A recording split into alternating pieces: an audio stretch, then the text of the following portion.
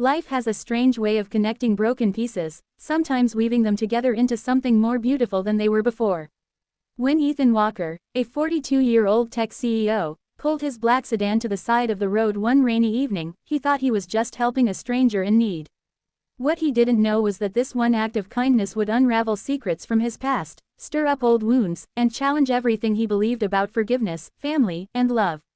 Ethan had built his entire empire from nothing. Years ago, with little more than a borrowed laptop and a relentless dream, he co-founded a startup that would later revolutionize cybersecurity.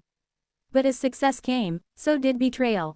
His former partner and closest friend, Richard Hale, blindsided him by stealing investors, manipulating contracts, and nearly collapsing Ethan's company. The betrayal cost him millions and years of rebuilding. More than the money, it cost him trust. Ethan swore he would never let his guard down again. On this stormy night, though, he wasn't thinking about the past. He was thinking about his son, Noah, who had grown quiet and withdrawn since the passing of his mother 2 years earlier. Nothing seemed to bring light back into Noah's eyes anymore, and Ethan carried the guilt like a shadow. He was so consumed with running the company and keeping his son afloat that he never imagined one unexpected encounter could change everything. Through the sheets of rain, he saw them, a woman standing by a broken-down van, shielding 4 young girls beneath her arms. Their clothes were soaked, their hair plastered to their faces, but it was the look in their eyes that struck him most, fear mixed with quiet resilience. Ethan rolled down his window, hesitated for only a second, and then stepped out. "Do you need help?" he asked. The woman looked up, her face pale under the dim streetlight.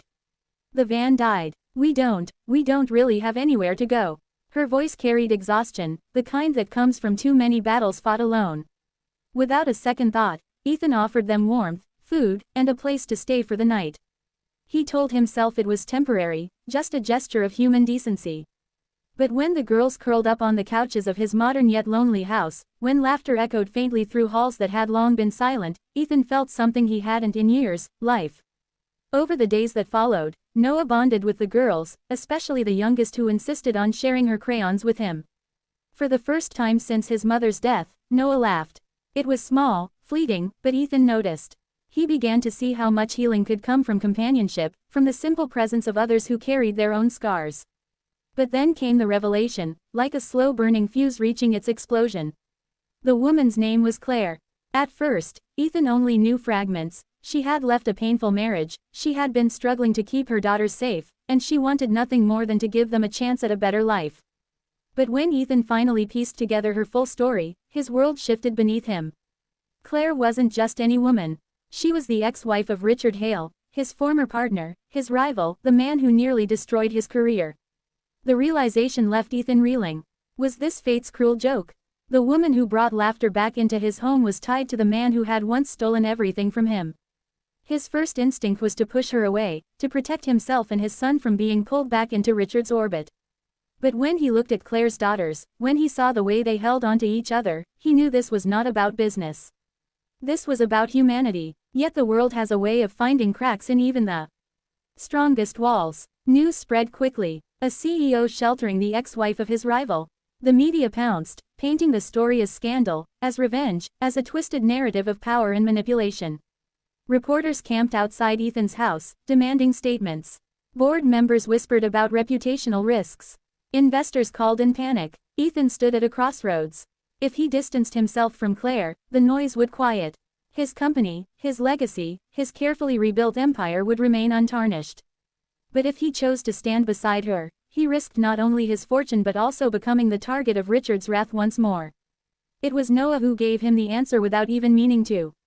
One night, Ethan overheard his son whispering to Claire's youngest daughter, "Before you came, I didn't smile anymore. But now, I think my mom would be happy if she saw me laugh with you." Ethan realized then that this wasn't about rivals or business or even public opinion. It was about second chances, the chance for his son to heal, for Claire and her daughters to find safety, and maybe even for himself to open his heart again. But choosing what's right rarely comes without consequences. Richard returned into the picture, furious that Ethan had not only taken in his ex-wife but had become the father figure his daughters now looked up to. He accused Ethan of using Claire to humiliate him. He threatened lawsuits, leveraged media connections, and did everything he could to paint Ethan as a manipulator. Ethan could have fought back with equal aggression. He had the resources, the influence, the connections. But instead, he chose a different path, the harder one. He remained silent, allowing his actions to speak louder than words. He shielded Claire and the girls from the chaos, offering them not just a roof over their heads but dignity and peace. Slowly, the narrative began to change. What the media first saw as scandal turned into something unexpected, a story of compassion.